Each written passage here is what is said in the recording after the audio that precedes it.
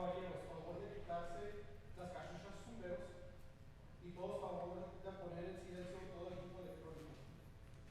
No se va a tolerar ningún tipo de comportamiento perjudicial o revoltoso. A quien no siga esta regla se le sacará y puede ser infraccionado. Gracias.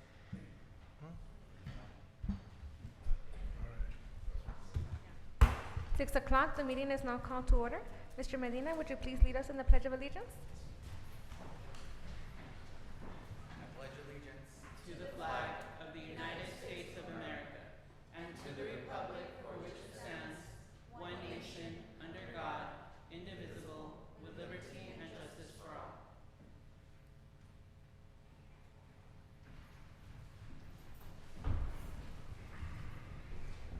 Item number 3, establishment of quorum. Rene Rodriguez, Here. Cesar Nevares, Here. Ralph Duran, Here. Mayor Elian Garcia, Here. Victor Perez is absent, and Ivan Colom Villalobos is absent. Item number 4, public comment. Thank you, Victor.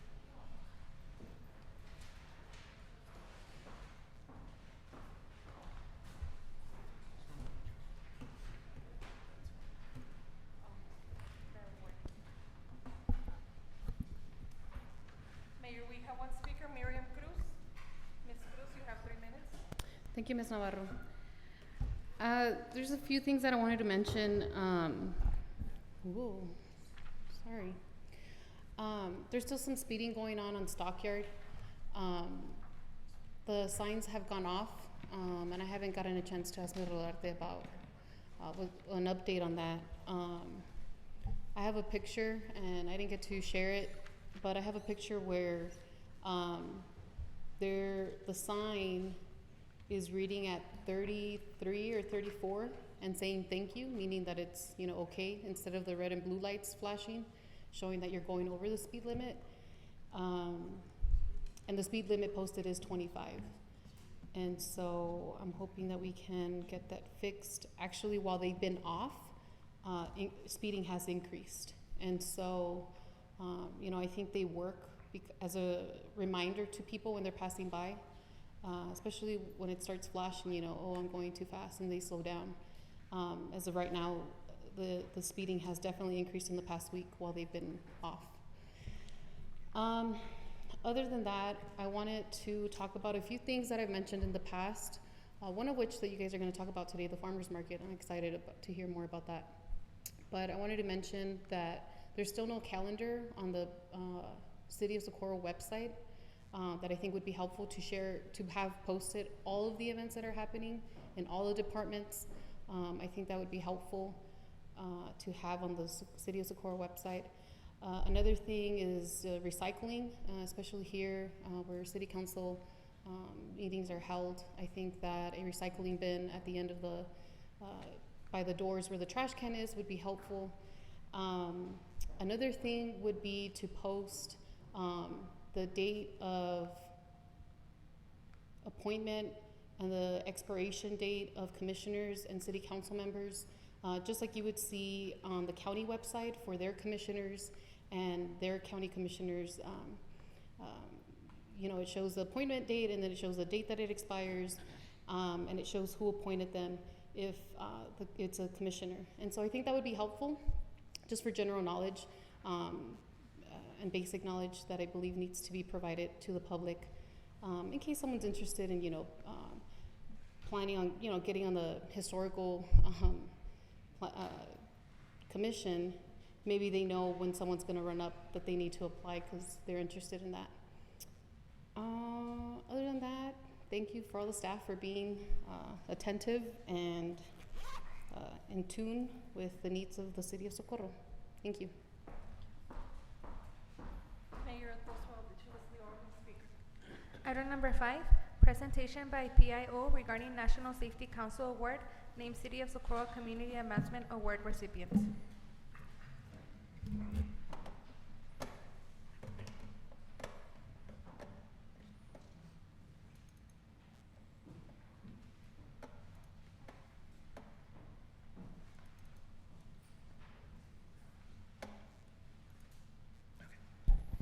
Good afternoon, Mayor and Council. It is my esteemed honor to let all the public as well as the city know that the 2018 Work Zone Willie campaign, which is a partnership with TxDOT, who in the audience is Monica O'Kane, Traffic Funding and Traffic Specialist for TxDOT, partnered with the City of Socorro on this campaign, and we were the National Safety Council's awardee and the only city that earned an award at their council for the National Safety Council of America. We do have a brief presentation to share with the audience as well as council on what the award included, as well as our campaign. So our campaign was Don't Mess with Texas, because we're a city with a mission. We are proud partners of the Strong Coalition, which Monica O'Kane does spearhead for us here in El Paso. It is a membership of different agencies, organizations involving law enforcement, PIOs, and everyone having to do with safety and awareness for the community. They do participate in our National Night Out. We do car seat checks with them, and we do numerous safety trainings. Project Work Zone Willie was a TxDOT design safety campaign, which was created to give drivers a visual reminder to practice safe driving habits. Strong Coalition members were invited to participate and host the agencies for the Barrelman named Work Zone Willie. Work Zone Willie was located in Socorro at the corner of Old Waco Tanks and Moon Road, right in front of our recycling center.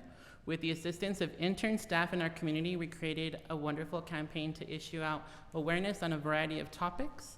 Towards the end of 2018, as we said, we did go ahead and apply to the National Safety Council Award for Community Advancement. On June 5th, 2019, we did receive word that we were an awardee.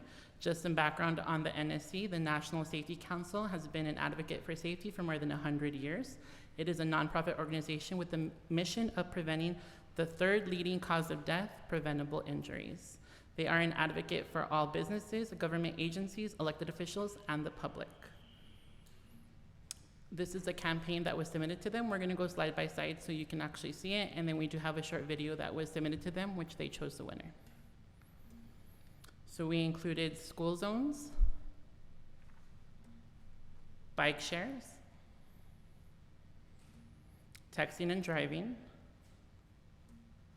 exercising caution while around workers in construction zones, senior citizens with mobility issues, utilizing mobility-specific 5310 funding, Olivia.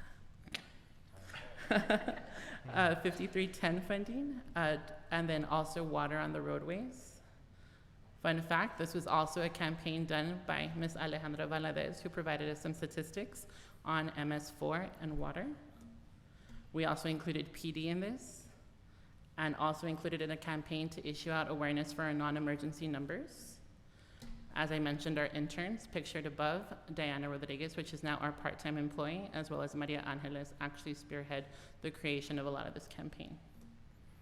We did include the group photo of all the city that was able to attend with Work Zone Willie. And this was a small video.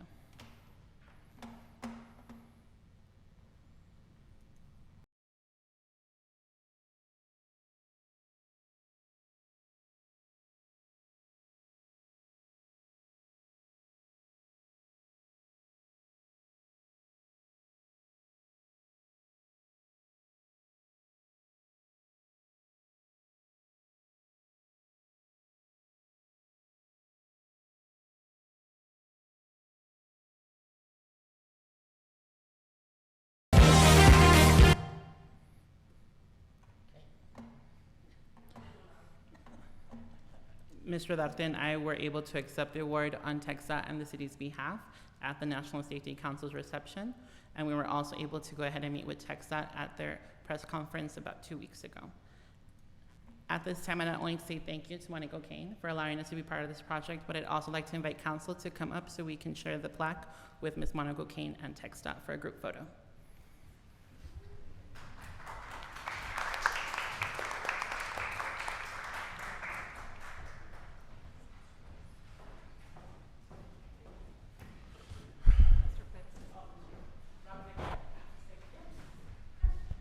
Mayor, for the record, Mr. Perez arrived to the meeting at 6:09.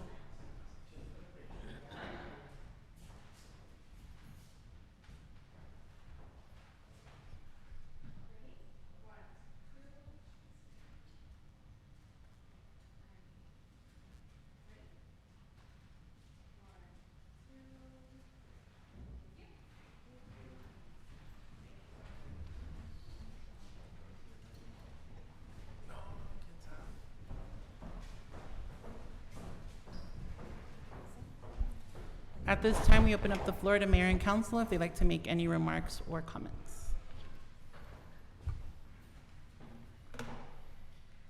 As well as Monica, if you'd like to say anything as well. Not to put you in the hot seat.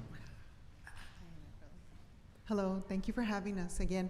What I want to do is just acknowledge the city of Socorro and of course Mr. Victor and his staff and your all staff. He does an amazing job. I mean, he's always there, he volunteers, he made this campaign go national. So it's something that the city of Socorro should be very, very proud of because he incorporated all of the different things that you all want to cover, you know, like the flooding, you know, the construction, the cell phones, things that every city has an issue with, that looks like. And again, it's a great, great partnership. So any of you are always welcome to come. We usually meet every second Thursday of the month, the Strong Coalition. I know Mayor's been there several times, but again, it speaks in volumes. You know, you may be a really small city, but Victor never lets that be an issue. He makes sure that that he does due diligence and really does a great job for you. So congratulations. Thank you. Thank you. Item number 6, presentation by city manager regarding August 2019 monthly report.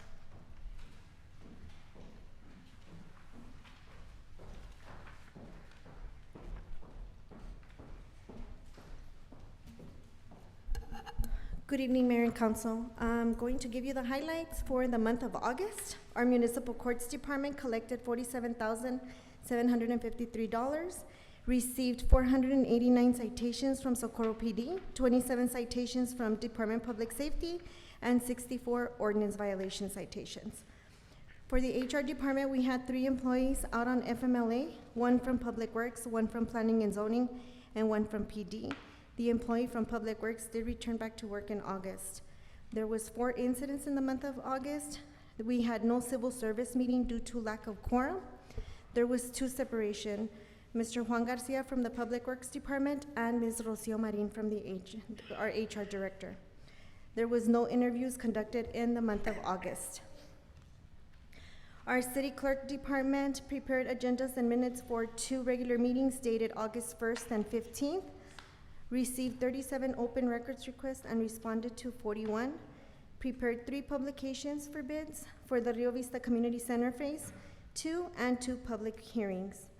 Our Parks and Public Works Department completed 500 sandbags to help with the stormwater, disposed of 4 dead animals, paved 4 culverts, Anderson, Bovey, Warsham, and Cebu, serviced 17 ponds, and picked up dead trees on Rachel Drive. I wanted to talk a little bit about the Nuevo Tanks Road since we have been receiving complaints regarding the maintenance and because there is new development going around. That street has not been turned over to the city in writing, so right now we are pending, the RMA is pending paperwork from TxDOT. Therefore, we can't go in there and make any type of improvements. So it's Mr. not. Perez? Yes, ma'am, thank you. It's not a state, I always thought it was a state thoroughfare. I thought Correct. it was a state thoroughfare, so they would be. Correct, so that's something that TxDOT is trying to get away from, and it being a TxDOT street. So right now, that's kind of in limbo. Otherwise, why make us pay for the $10,000 for the name change if it wasn't going to be theirs? Yeah. I mean, just to say. I agree. Do you want to add anything Right. to that? I guess if I may, Council, Mike Lane, I'm with the city planner. So essentially is that there was an agreement for the RMA and TxDOT to essentially construct a project, but ultimately the dedication would become part of the city's major thoroughfare plan. And so what we're pending right now from the RMA is the clearance of everything that requires, that is required from the FHWA and of course TxDOT. So essentially is that once the road is, if you will, delivered to the city, we still have to bring it back and have you all dedicated as part of the major thoroughfare plan. With regard to TxDOT, they have commissioners, and essentially is that if the city would want to petition the commissioners to add this to the state system, we have to follow a certain process. But my understanding is that the roadway was never intended to be on the state system. So. Mr. what- Perez? Thank you, I'm sorry. So Excuse what's me, it- Mayor, can I suggest something? I realize a monthly report from the city manager is pretty broad, but I don't think that constitutes fair notice. If we're going to have any further discussion or deliberation of Old Hueco Tanks Road or Nuevo Hueco Tanks Road and the funding and the history, and I don't think you can discern, your average reader or citizen couldn't discern that from this agenda item. Therefore, I would suggest postponing any further discussion of that until we get an item for it on the agenda. And I can place an item on the agenda to You know I provide had an questions update. for that, right? And you just bummed me out. I'm just saying. I'm just saying. Okay. So moving on to the police department, they received 2,650 calls for service in the month of August. The city received a water rescue vehicle and a Humvee and a generator through the federal government. Only cost to the city was the transportation charges. The criminal investigation unit made 2 arrests, one for aggravated sexual assault of a child, and the second one was for a parole violation. Lieutenant Ray has conducted 2 active shooter trainings, one for staff on the second, and the second, for the community. There was more than 60 attendees at that training. There was 41 arrests in the month of August. Part of the backup has all of the enforcement conducted on the different schools in our city limits, such as Socorro High School, Escontrias, Hilly, and Hueco. Officers continue training to keep them in compliance with certification with TICLO requirements. Our planning and zoning department collected $43,503, issued 251 permits, 25 registrations, 5 applications, and 42 letters. Code enforcement issued 90 notice of violations, 83 cases cleared voluntarily compliance, 33 citations were issued. Our recreations department attended the PIO Fire Academy, also attended the Socorro High School State Fair on August 20th, the Operation and Help and Hope meeting on August 22nd, completed the Socorro High School internship development on August the 5th. There was no HLC meeting due to no items, kept up with all social media platforms and media inquiries. Our IT department repaired network system failure at Bulldog Park, drone filming on Idea School due to the current traffic situation, inquiring on a mass alert system and response application, and troubleshooted all IT-related issues for all city departments. Our grants department submitted a grant application to TxDOT Safe Routes to School for HD Hilly, Escontrias, Hueco, and Sanchez. There was also a submission of grant application to the MPO Transportation Alternative Set-Aside Call for Projects for Passmore Road and Rio Vista Shared Use Path. And she continues to work with various departments for grant assistance. Our city auditor reviewed our bank reconciliated for the month of July. Verification of controlled items still ongoing. Reviewed July 2019 procurement card charges and assisted finance department on accounts payable process. And that concludes my report. Is there any questions, concerns? Thank you. Mr. Rodriguez? Yes, but I got shut down by the attorney. Okay. Thank you. We can. Just wanted to say that again.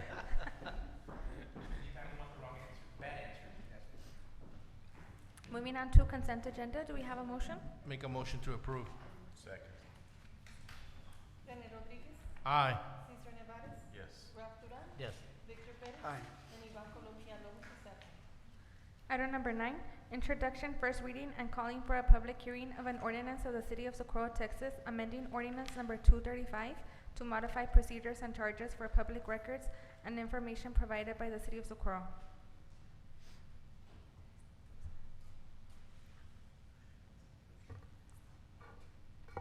Do we have a motion? Wait, where are we? Isn't it introduction? Number 9, It's introduction and first reading. the public hearing is number 10. Yeah, but we're on 9.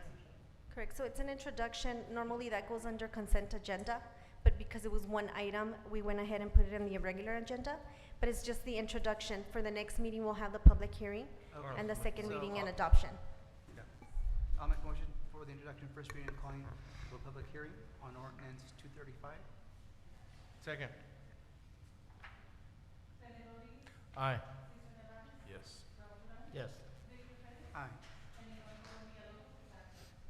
Item number 10, public hearing of an ordinance amending Chapter 38 of the Code of Ordinances of the City of Socorro, Texas to regulate subdivisions and include requirements for master planning, subdivisions, and traffic impact analysis requirements. 6:20, public hearing is now open.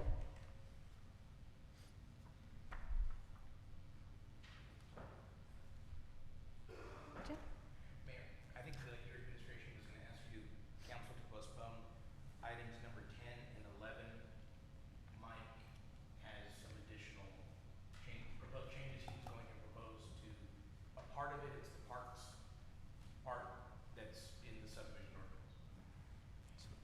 Should I close the public hearing and then go ahead and postpone? 6:20, public hearing is now closed. Do we have a motion to postpone? Motion to postpone item number 10 and 11. Second. Items 10 and 11. Aye. Yeah, but we're postponing them. Yeah, you can do one at a time. I mean, you're on 10. I know you closed the public hearing, but you can still postpone that, and then you can call number 11. You can call item 11 as a separate agenda item.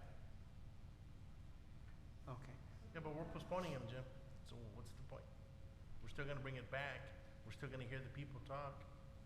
Yeah. So, I mean, there the- may be none. I'm just saying procedurally, if you either need to revise the agenda.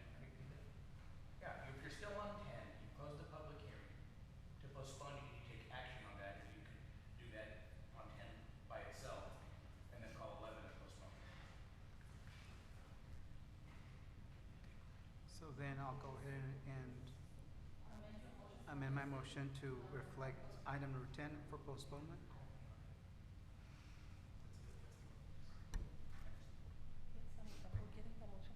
Second. Rene Rodriguez, Aye. Cesar Nevares, Yes. Ralph Duran, Yes. Victor Pérez, Aye. and Iván Colom Villalobos is absent. If I may, I'd like to go ahead and postpone item number 11. Second.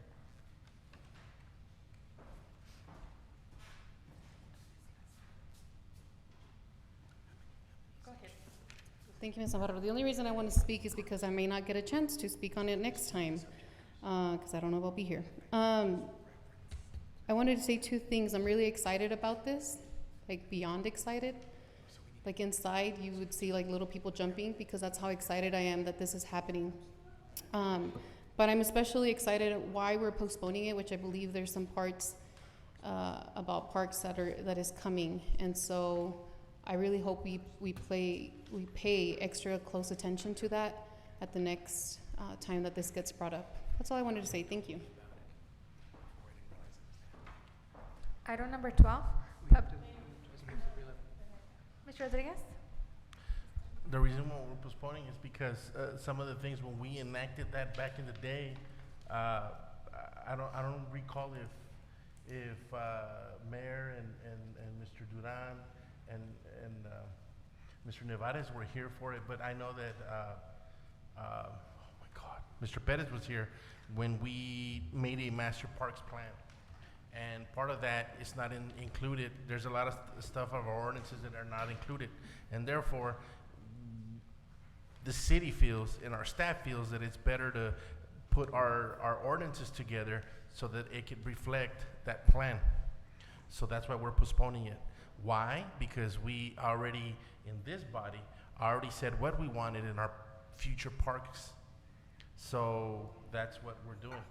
And just to tighten up the strings and stuff, and nothing falls in the cracks from now on. So just letting you know why. Rene Rodriguez, Aye. Cesar Nevares, Yes. Ralph Duran, Yes. Victor Pérez, Aye. and Iván Colom Villalobos is absent.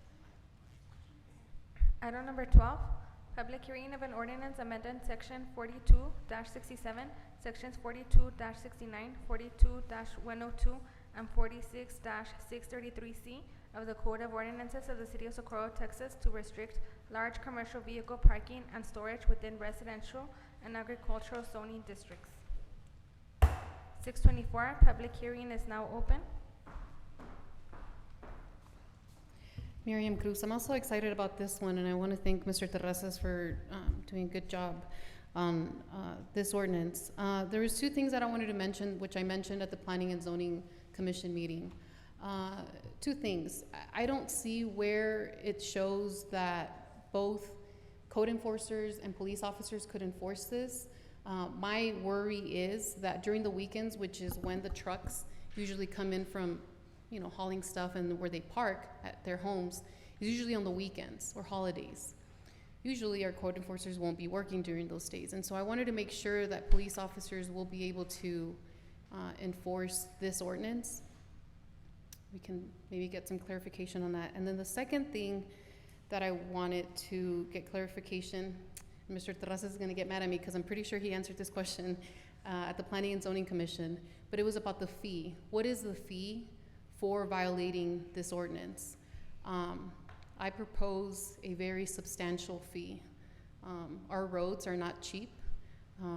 We all know that the roads are not cheap, and so when we do need to fix them because they continue to violate this ordinance, I think there should be a just but hefty fine for those that do. Thank you. Oops.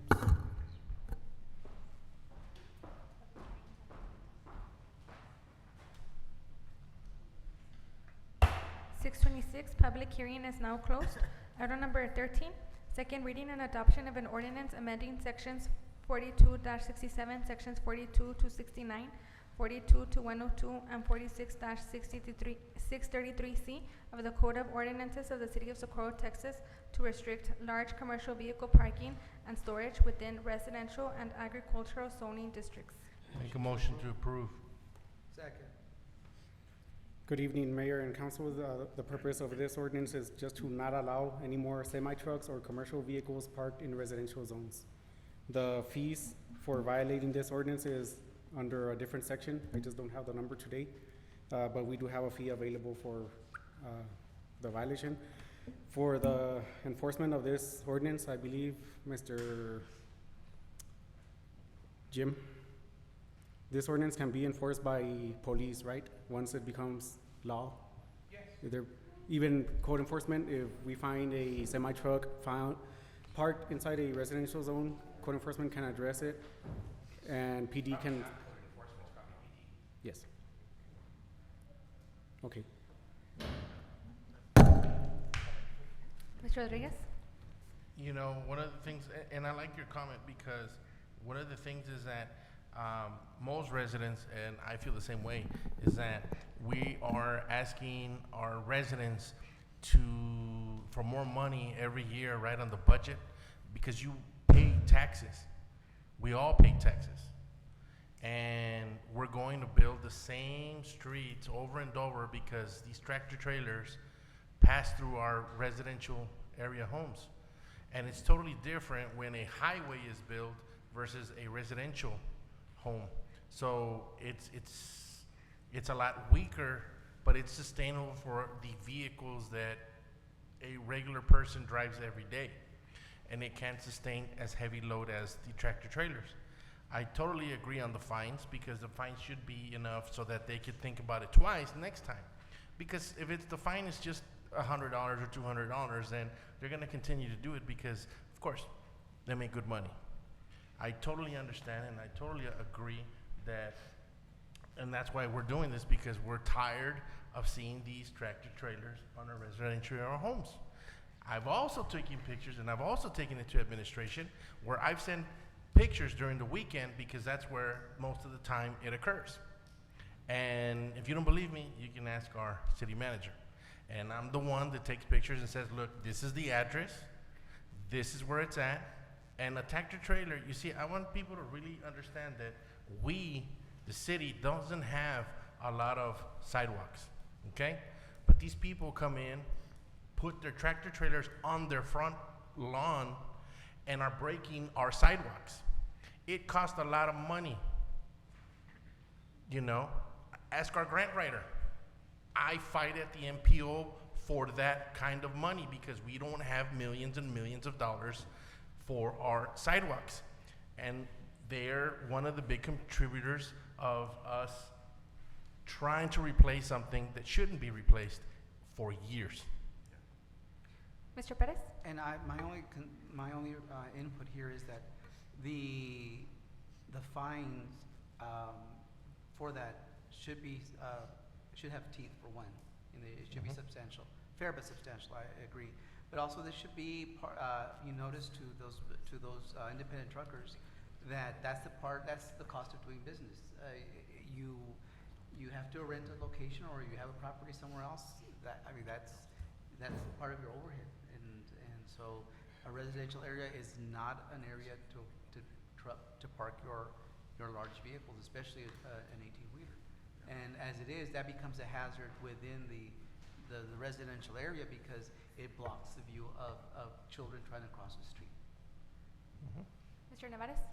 So is there something currently in place? And if so, what are those fees and can we modify those? Because I do agree, make them substantial. Yes, sir. So I think what we're going to do is that essentially we're going to find the reference that Mr. Terrazas was talking about. And I think, and this is just me thinking back on my reading of it, is that there's a section that allows up to $1,000, but we need to go back and ensure that's what the language says. But nonetheless, is that we'll bring that at the next city council and then we'll make any recommendations as such. Good, thank you. Mr. Rodriguez? Also, I would like, when you bring it back, also, the timing. Timing is crucial. I don't want to slap a sticker and say, hey, you got only 3 days to do it, because if you slap it on Monday, they're gonna go work on, if you slap it on Saturday, then they're gonna go leave again on Monday, and then it's gonna reoccur again. So what I'm suggesting is you put the sticker on, give them 2 hours, because that's enough notice, period. Because by law, we can set a time. Yes. And I think the faster, the better it is to get these vehicles out of the residential area. So look at the timing, and as well, if we have to change the ordinance to say, hey, you know what, it's at your cost, so we'll tow it. We can call Alba, which they do, or AD Wreckers, or some of those that come out and tow those big rigs. And then we could put the ordinance in there to say, you're paying for it. End of story. Yes, sir. We'll come back with those recommendations. And then also what we'll do is that we'll do a review of what's required at the state level and then see exactly how much more scrutiny the city can apply. Okay, perfect. Mr. Nevares? Mr. Olarte, do we continue with this practice of providing you with pictures? Yes. Even if it's during the weekend? Yes, no, definitely. Okay, Because I can notify PD and they'll go out there and enforce. great. Mr. Duran? Didn't we have in place where a trucker could pay the city a certain amount of money and be able to park? So, if I may, so essentially is that there was a practice that in the old ordinance now, you can come and ask for a permit. A couple of items before that, today you guys disallowed that. So this is gonna take that Right. away. So You there's- cannot pay the fee and go park. Great. It's prohibited now to come to the city and request a permit to do such. Okay.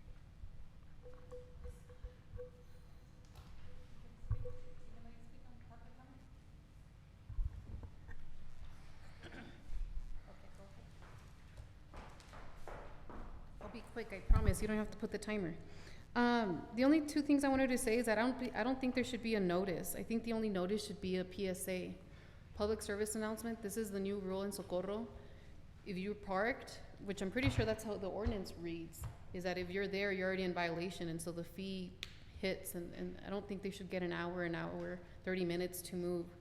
And then also, if Mr. Mina could look into this when you're looking at the Texas rules, I think that there should be a heftier fine for repeat offenders, right? So if someone's really, really making some good money, but then they just continue to do it, even if we put a hefty fine, what we think is a hefty fine, but they continue to do it, I think that the fine should get higher if they continue to offend. Thank you.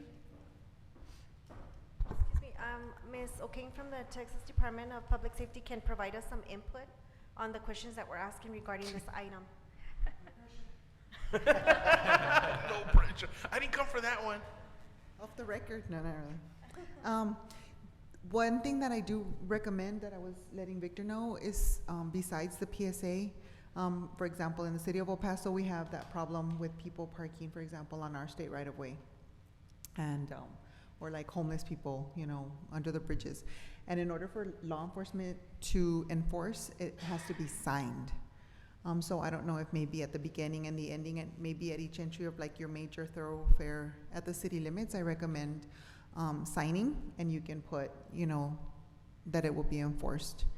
I recommend that. And then as far as commercial motor vehicle, the other thing that I can recommend is TxDOT now, actually through me, we have the grants, the STEP grants, the selective traffic enforcement grants, and I think the city of Socorro had them before, but they've changed now. So before, for example, if you did a click it or ticket, then of course they're looking for people without seatbelts. But now, our year-long grants, what it is, it's any traffic violation. So that broadened the scope. So your police officers would be able to stop someone for any moving violation. It doesn't have to be just a drunk driver, just a person that didn't stop at a stop sign. It's any traffic violation. And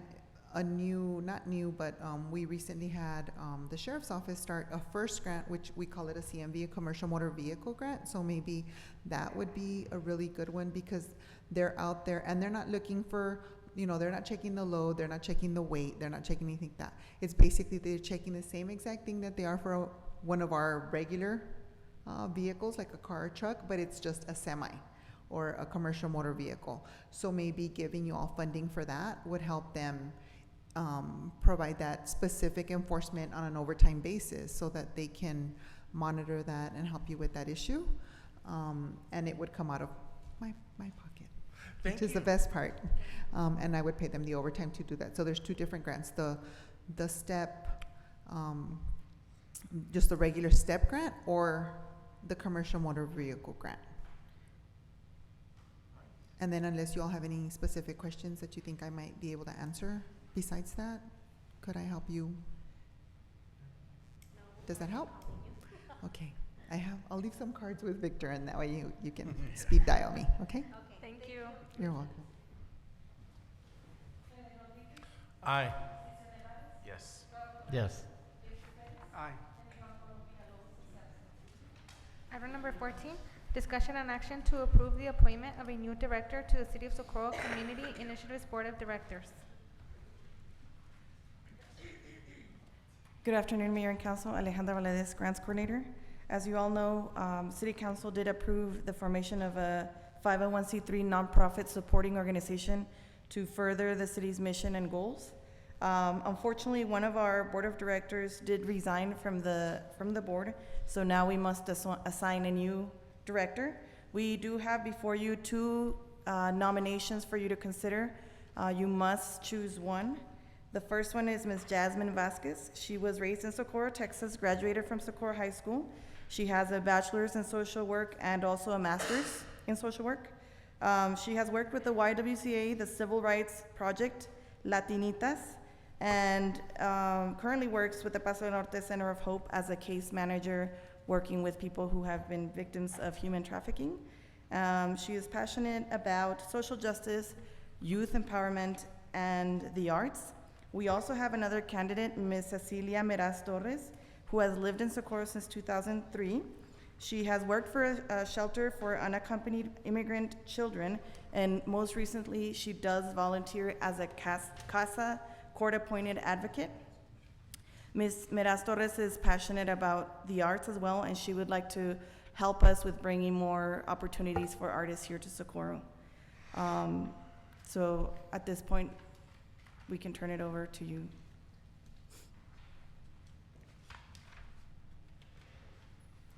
Do we have a motion? Mr. Rodriguez? I would like to make a motion to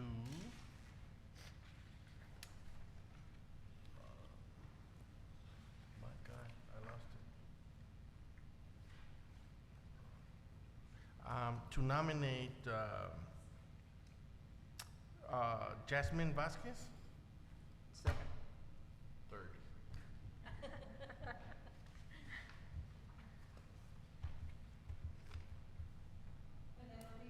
Aye.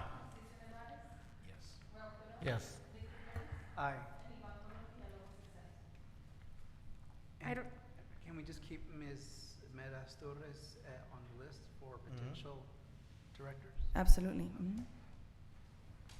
Item number 15, discussion and action to approve Resolution 585, proclaiming the month of September 2019 as Stormwater Pollution Prevention Month in the city of Socorro, Texas, to raise awareness about the importance of clean stormwater to our community and the Rio Grande watershed. Make a motion to approve. Second. Good afternoon, Mayor and Council. We bring this resolution to proclaim the month of September as Stormwater Pollution Prevention Month in the city of Socorro to raise awareness about the importance of clean stormwater to our community and the Rio Grande watershed.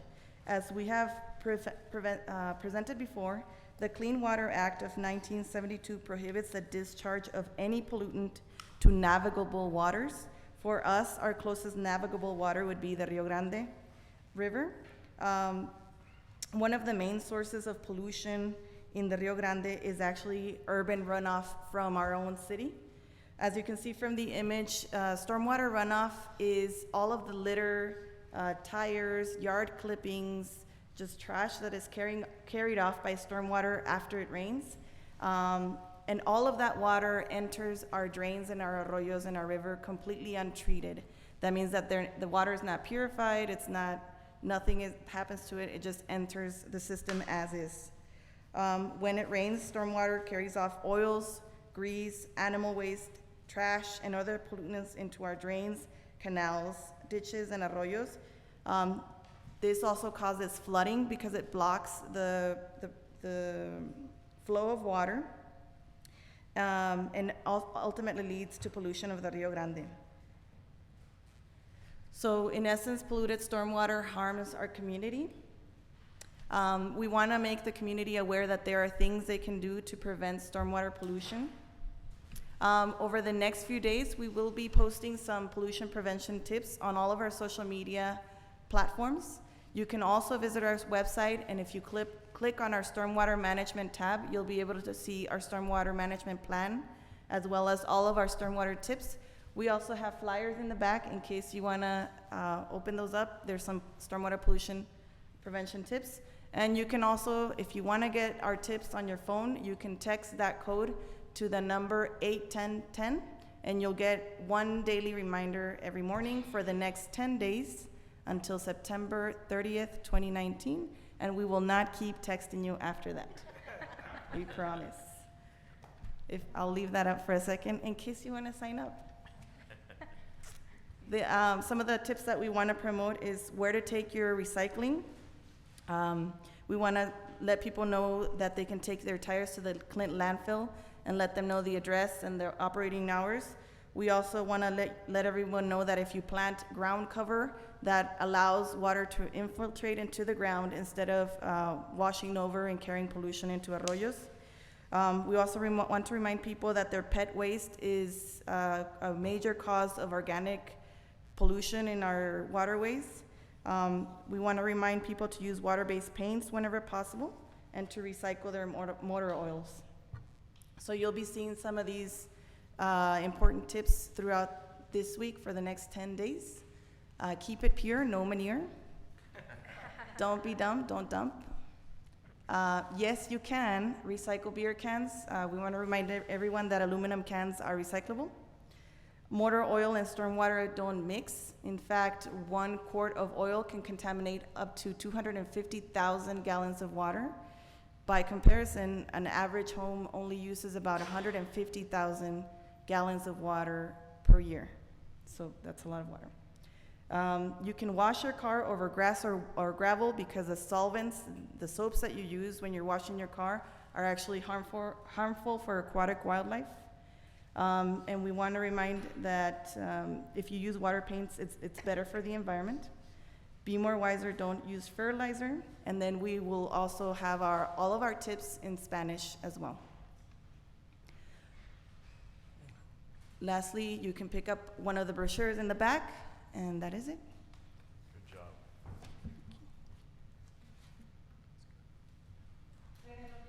Aye. Yes.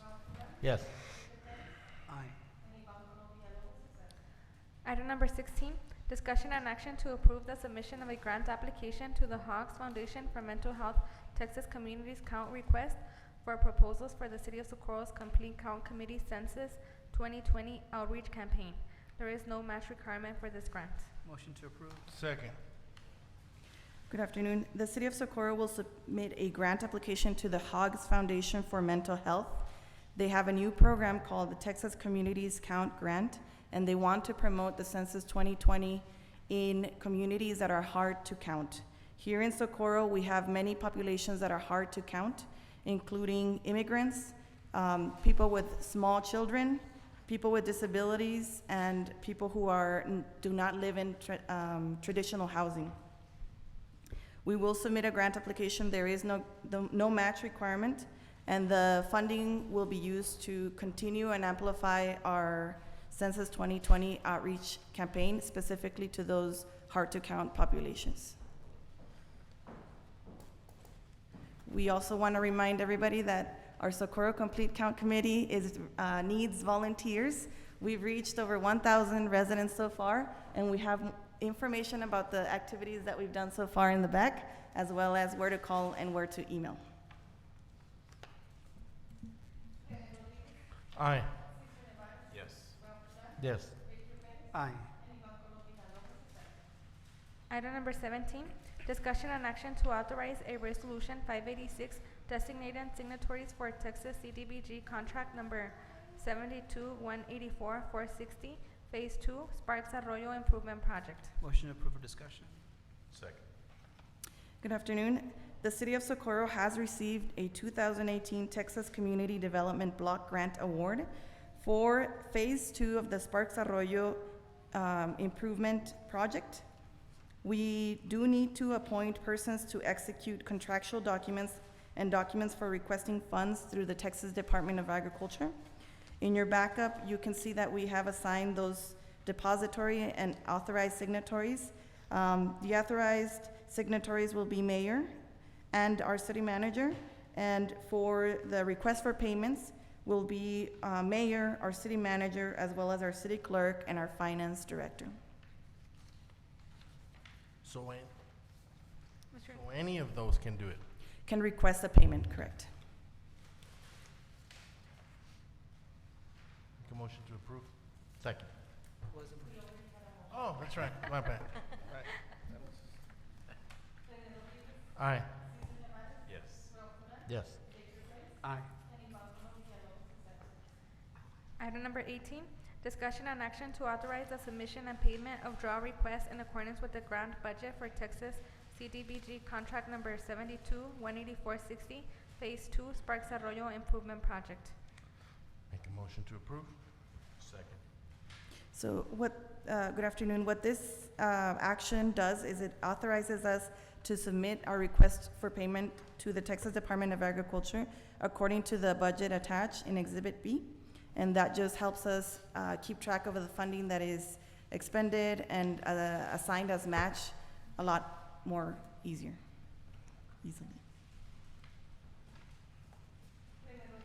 Aye. Yes. Yes. Aye. Item number 19, discussion and action to approve Resolution 587, adopting Texas CDBG policies and plans for contract number 72-184-60, Phase 2, Sparks Arroyo Improvement Project. Make a motion to approve. Second. Good afternoon, Mayor and Council. We must, as part of our contractual obligation with the CDBG grants, provide some protections for our citizens that are specified through various federal laws. One of them is our Citizen Participation Plan and grievance procedures, which are attached, our Section 3 policy, our excessive force policy, our Section 504 policy and grievance procedures, our code of conduct, our fair housing policy, and our limited English proficiency plan. And all of these civil rights protections are meant to ensure that we follow all applicable state and federal laws. Aye. Yes. Yes. Aye. Item number 20, Discussion and action to appoint a labor standards officer and civil rights officer for Texas CDBG contract number 72-18460, Phase 2 Sparks Arroyo Improvement Project. Make a motion to approve. Good afternoon, Mayor and Council. We do have to appoint a labor standards officer and a civil rights officer in connection to this CDBG contract. The labor standards officer is responsible for overseeing the labor portion of the contract and will be responsible for assuring compliance with all requirements under the Davis-Bacon law. The appointed civil rights officer will be responsible for the oversight and compliance of fair housing and equal opportunity activities to be performed by the City of Socorro. The labor standards officer will be our current executive assistant, Ms. Mayela Granados, and the civil rights officer will be myself, Alejandra Vlades. Aye. Yes. Yes. Aye. Item number 21, discussion and action to approve the restructuring of the Human Resources Department by outsourcing services versus an internal position. Motion to approve for discussion. Second. Good evening, Mayor and Council. I'm sad to report that Ms. Marin, our HR Director, resigned on August 23rd. She has moved to Washington, D.C. to be with her girls, so she is highly missed, therefore leaving the HR Director position vacant. As you all know, every time that someone leaves, I see it as an opportunity to see how we can better either the department or how we can introduce something new to the system if something wasn't working. With that, I wanted to ask Council what their thoughts are on outsourcing our Human Resources Department. Based on my experience, I would like to recommend we try outsourcing our HR department for a year and see if it fits our organization. We currently pay the HR Director a total of $77,000 a year, which includes all of fringe benefits. The outsourcing would approximately cost from $40,000 to $50,000 max, which offers the following services: assist in creating a new employee handbook, assist in tracking employee required credentials, employee training and development, EOC compliance, unemployment case management, assist with terminations, investigations as needed, assist in resume screening, coordinating risk management, drug test coordination, and they also offer the HRIS system that we currently don't have. So that would be implemented into our organization. And that's a huge benefit to the city, and it's something that we haven't looked at in investing. However, this, if we outsource, they would bring that to the city. I also believe that it provides another level of comfort for employees that if they don't feel comfortable coming directly to staff, they actually have someone else they can go out and say or complain and make reports because they're separate from our organization. So giving them a cushion of comfort that there's someone else, there's more transparency, I believe. In my experience, the HR Director deals with the day-to-day operation and does not allow them to focus on risk management, compliant aspects of the organization. We currently do have our assistant, that is the assistant for the city manager, city clerk, and the HR. So I would be transitioning her to do the day-to-day operations for the HR department, such as I need FMLA leave. Those are templates that are already ready to go. I do have an HR background, so I would be overseeing what the assistant is doing, and then she would be in total communication with this outsourcing company that would come in and provide us the. Mr. Perez? I have two questions. Sure. One, and you mentioned the amounts, but it didn't register. So we're looking at a cost savings between $20,000 and $30,000? No, so outsourcing the HR department, I'm looking at 40 to 50.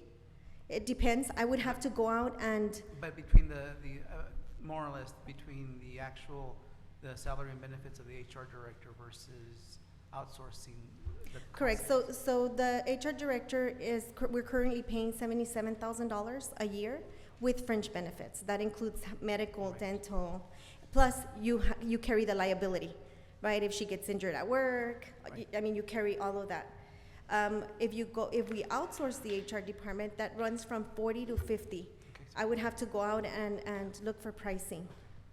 And then my second question, how do we handle confidentiality issues, the files and all that? Would they stay here, on site at the city offices? Correct. They would probably visit and anytime that we need it, and they also do surprise visits, walkthroughs, making sure that there's no,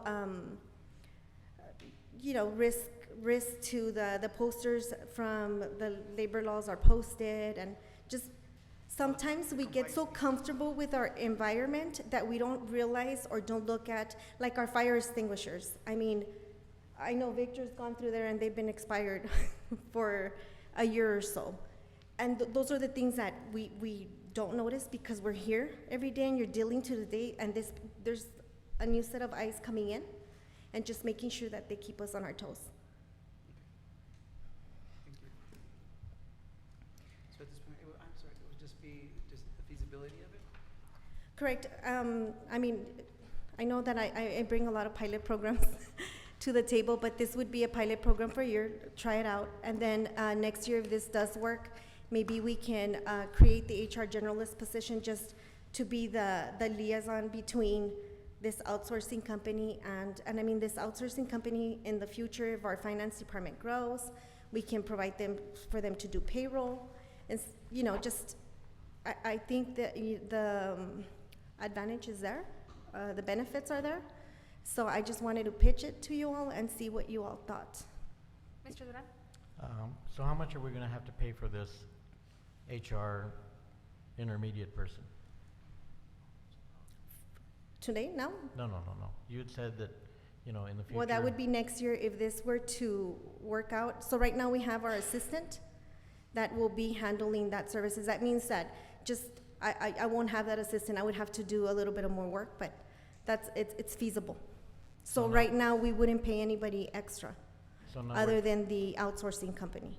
Right now, if somebody had an HR problem, who are they gonna see? The assistant? Mayela, Ms. Granados? They're gonna see the assistant? Yes. Has she had HR training? Yes, sir. Okay.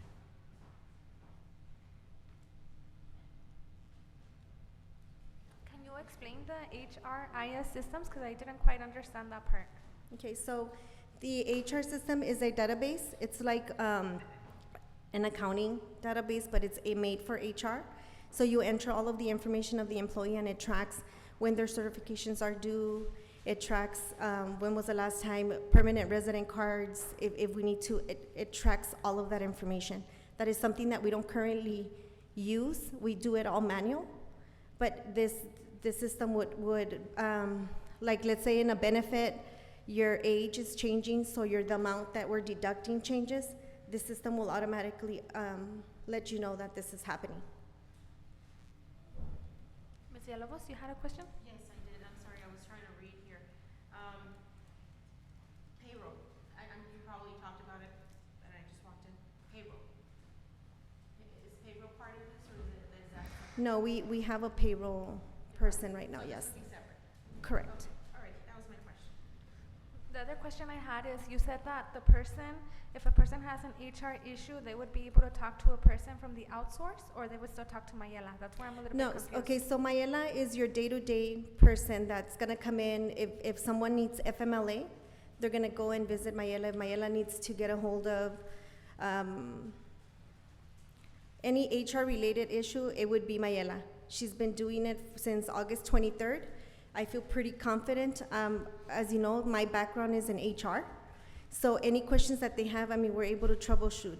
However, this company will come in and provide training for our public works department, for our police officers when they're involved in car accidents. They will make sure that they go to safety driving. Make sure that our posters are in compliance. If there's an investigation that needs to occur, they would conduct the investigation. They make sure that they enroll us in E-Verify, that we're doing everything that we need to do on the onboarding part. And then one last question. Would it be like one person, or would it be like an organization that would be in charge? Well, it's an organization. So we would be dealing with multiple people coming in? Correct. They normally assign the person to the account. What's nice about this is, like, if we ever had an issue or problem, they can gather up 3 or 4 people that they can send to us, fix the problem, and then they move on. Ms. Villalobos? So I guess what you're saying is they're gonna, I think I worked for something similar. They're gonna assign like an agent for that, for the city of Socorro. for Correct. example. And so she'll be in charge of that account plus another big account out there, right? Is that what you're saying? I mean, yes, so so you're going into, I'm just trying to outsource the HR part of it. So somebody, when you go to these agencies, they will assign an account manager that oversees your account. So they're the ones that schedule your drug testing, they schedule they have tickler systems that reminds them. They do walkthroughs weekly, and then they come and let you know, give you recommendations of what needs to happen. Mr. Nevares? Yep, so I would say Ms. Granado's title would be HR generalist. Correct, right now she is under the executive assistant, correct, but we would probably add the HR generalist to that. Okay, so what you're trying to outsource is an HR manager, not a director. No, just so what I'm trying to, so something that we lacked when the HR director, it's a one-man show, right? So the HR director gets so focused on the day-to-day, trying to close fires here, there. So we don't really get to the nitty-gritty, such as our risk management, our employees wearing their hard hat, our supervisors making sure that they're not going into confined spaces we lack all of that because there's not enough people. So with this HR service, these people that's what they specialize on. So they come in, and every week they'll do a training toolkit and make sure that, and then let's just say that there's gonna be a number where our employees are gonna have access to them if they don't feel comfortable coming to staff. So then, Mr. Perez? thank you. So this organization has different departments, so to speak. So it's a compliance department in terms of what OSHA guidelines need to be adhered to, what signage needs to be posted for the protection of the employees. Correct. So what happens with this company is that they have different people that do different roles. One of them specializes in risk, one of them specializes in other areas, and they take turns and they come in and make sure that we're all compliant, right, for this fee yearly. And that's what I'm saying, it's like, let's try it for a year, see if it works out. It might not, but it's cost effective. We're saving at least $20,000, and it's something new that it might be beneficial to the city. So would we do an RFQ or an RFP? So I'm gonna go out and get 3 quotes. If it's under 50,000, with 3 quotes, I can. If it's over 50,000, then I have to do the RFQ. Thank you. Any other questions? No? Thank you. Aye. Yes. Yes. Aye. Yes. Item number 22, discussion and action on approving job description for grant assistant. Make a motion to approve. Second. Mayor and Council, this position was actually approved through our budget for the next fiscal year. So before you is the job description for the assistant for grants. And it is a part-time position. So they were gonna do all of the administrative work and make sure that all of the grants, so when we have grants, the federal government requires a lot of paperwork, so we have to be very organized, making sure that every document gets copied, puts in a file. So this grant assistant will be assisting with all of that. Mr. Rodriguez? It's a good idea because we have gotten into the rhythm, which is great, of going out for grants. And one of the things that we tend to forget is that some of these grants are not to be closed until the project is completed 2 years after. So for 2 years, you still have to do paperwork and stuff, and this will be and this will help our grant writer to continue doing the newer ones and have somebody take care of the old ones to try to make sure that they get closed. So I think this is something that's good. And besides, we did agree on the budget.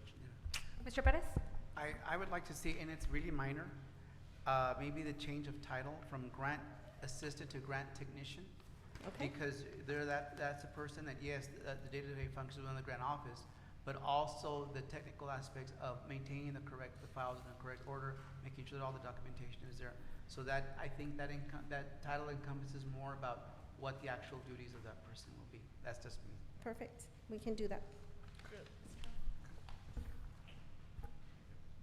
Any other questions? Would you like to hear from Ms. Alejandra? We're good? Thank you. Aye. Yes. Yes. It's a good problem to have. Yes. Yes. Item number 23, discussion and action to direct staff to provide recommendation to amend extent ordinance and prohibit or limit the operation of farmers market. Make a motion to approve? Second.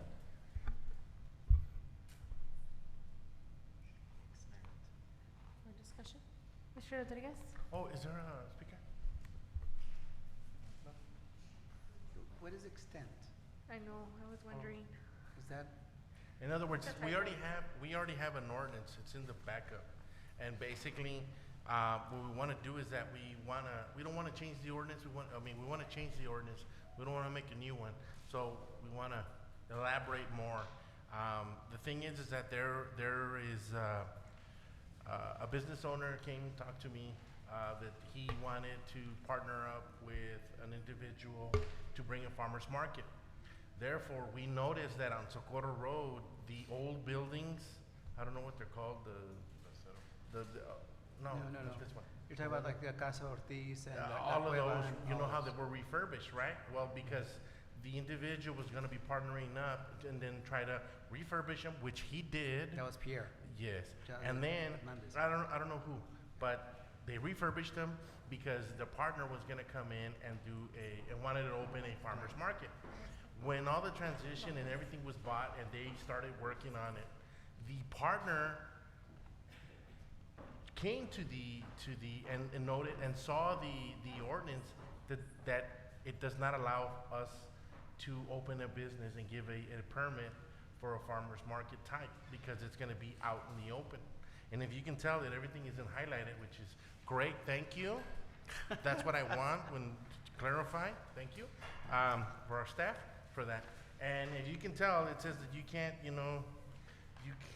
it says, all retail sales of goods and services conducted entirely within a building or buildings. So therefore, you can't have a farmer's market. You can't, we don't allow it. So what we want to do is change the ordinance so that we can allow type of businesses to come into our city and enjoy not only the old buildings, but the rest of the things that Socorro has to offer. My understanding was also that, and I'm not sure if it was the same group.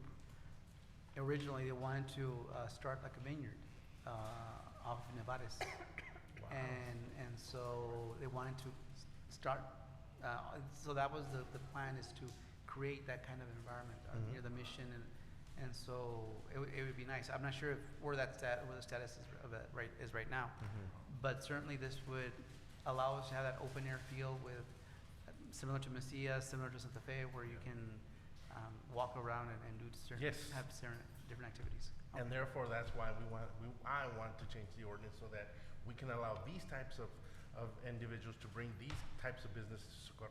Okay, sounds good. I have, I'm sorry. Ms. Villalobos?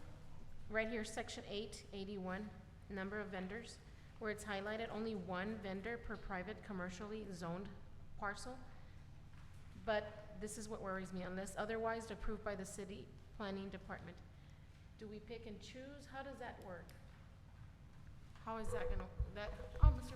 You're here, I didn't see you, I'm sorry. So what you're actually looking at is what exists right now, Oh, right? So, Okay. so what staff has done is that they've identified things that currently exist in our ordinances.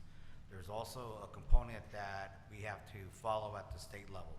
But nonetheless, is that the direction here is to present something that we have in the current ordinances and we'll come back with recommendations of how the ordinance should read. That way, it has the opportunity to have these markets available, and then where we exactly have them, and any other type of things that we need to have. So, for example, parking, do we pave, do we not pave? So there's collateral things that we have to examine as well. Go ahead. My other question is, so are we today discussing this to give you permission to change the ordinance, or are we here to vote on something? Because it does not state it here. It just says So, summary. the discussion and action item is to direct staff to amend and come back with recommendations. Okay. Mr. Duran? Where do food trucks fall into this? Are they gonna be part of this too? That is something that can certainly be entertained. So it's interesting you say that, sir, is because there have been a great number of food trucks that have come and operate here. Yeah. And so obviously there are traffic issues that we have looked at in its relationship. So with these farmer markets, we have to see what the state law requires and to see if the state law itself allows for these type of activities to Because happen. Socorro Road after 5 o'clock is just wall-to-wall food trucks Right, on no, and Socorro then, Road. Mr. I Perez? thank you. And I know that, for example, as you see, what used to be the bookery, the building next door has a lot, well, actually, both of them have a lot of land towards the back. And so if we plan it right, we could maybe, entertain a few of them, but that's later on, and doing the things correctly. And I think that's why there was also previous request for the parking lot. Yes. Behind Monica Podaca's house, well, used to be, in the back near the campanario. Yes. So, okay. Mr. Duran? Kind of like a food truck corral, Mhm. that type of thing, if you could incorporate that into it. Sure. And I think there's a perfect example in the city of El Paso. If you go up Zaragoza, I think on the left-hand side as you approach one of the areas, it is populated there, and it is a very common practice if you go to the city of Austin, Portland, and et cetera. And it's clean and organized. And Yes, sir. Yeah, if it's organized, it'd be great. Yeah, we can look into that as well. Maybe we can have a Starbucks in the farmer's market. We're working on that. We're working on that. Aye. Yes. Yes. Aye. Yes. Item number 24, discussion and action on charter amendment, sections 7, 8, 9, pages 28 through 39 for the 2020 election.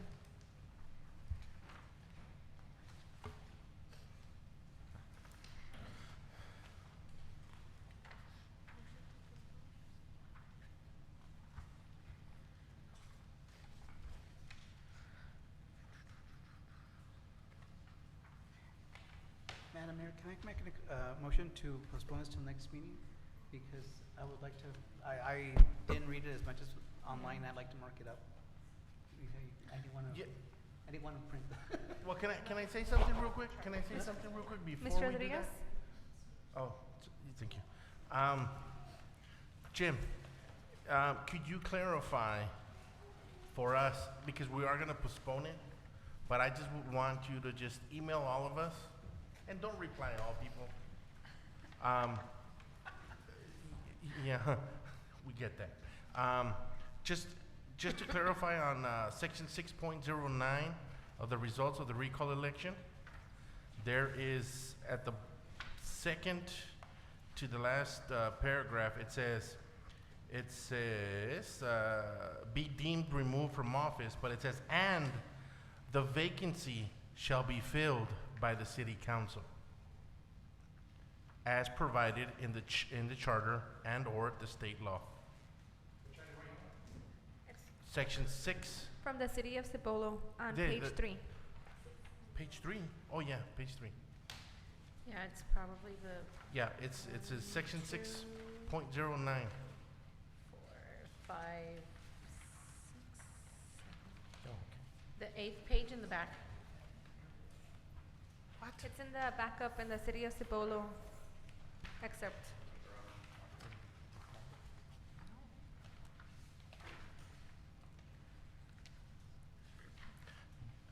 And the reason why I'm asking is because cities and counties are different. So our lives we're people have a misconception that because county does something that we should do it the same. And that's false. That's a fallacy. So we're held at a different standard than the county.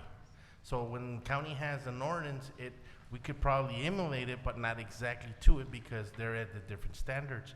Just like they want to do something and, you know, but they have one where they appoint somebody in their council. It's, no, It's on the backup. Yeah, but it's Page part 8. of the, yeah. Oh, it's not ours? Yeah, it's. Yeah, Oh my God, sorry, thought it was from the my city of bad. Cibolo. Well, just Cibolo, check that out. Cibolo, no? Oh, well, let's get this right here. Uh-huh. Oh, my bad, my bad. So the last Samples. for the recall, remember that you had requested that we provide samples of Oh, other cities? my bad, my bad. Okay, let's. Okay, yes, sorry, Jim. But just, could you look that?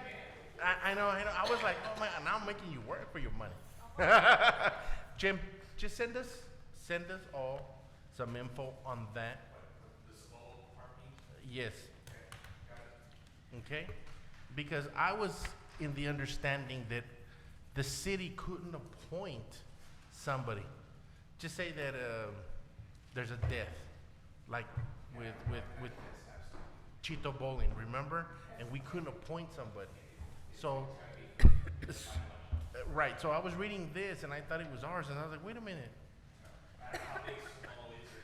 Right, but just verify and then send us, no, you can't. Okay, well, can I have it in writing? Because I know you love just saying no to us, period. So. Yes. All right. Do we have Okay. a second? We have, Yes. Okay. so this is to postpone. Yes. Miriam Cruz? On page 28 of the charter, Article 7, Section 701B. It asks that if an ordinance may be submitted to city council, petition signed, registered qualified voters, yada, yada, yada. And it says to, in number to at least 25% of the number of registered voters, or 300, whichever is greater. I would like to see two things on the website.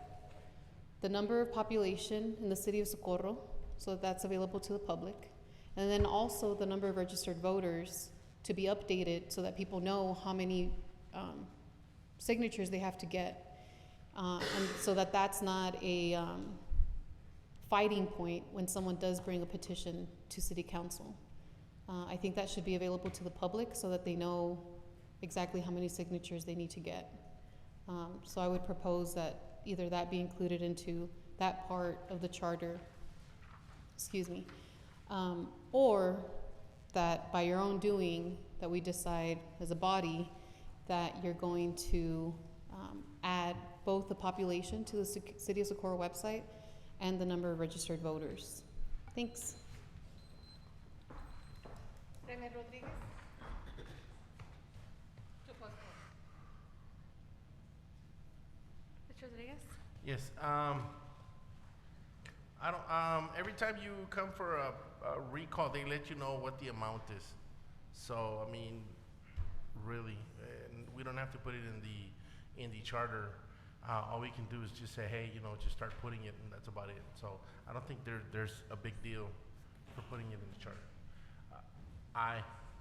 Cesar Nevares? Yes. Ralph Duran? Yes. Victor Pérez? Aye. And Iván Colom Villalobos? Yes. Mr. Martinez, do we have anything for executive session? Do we have a motion to delete items number 25, 26, and 27? So moved. Second. Rene Rodriguez? Aye. Cesar Nevares? Yes. Ralph Duran? Yes. Victor Pérez? Aye. And Iván Colom Villalobos? Yes. Motion to adjourn. Second.